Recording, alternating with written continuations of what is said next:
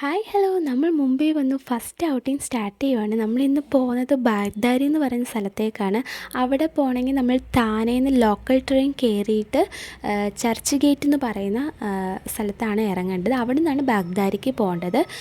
ഈ ഒരു ടൈം എന്ന് പറയുന്നത് വലിയ തിരക്കും ഒന്നും ഇല്ലാത്തൊരു ടൈം നോക്കിയാണ് നമ്മൾ ഇറങ്ങിയത് തന്നെ. അല്ലെങ്കിൽ നമുക്ക് ഇരിക്കാൻ പോലുള്ള സീറ്റ് കിട്ടത്തില്ല, അത്രയ്ക്ക് തിരക്കായിരിക്കും. നമ്മളെങ്ങനെയോ ചർച്ച് ഗേറ്റിൽ ഇരുന്നു വന്നു.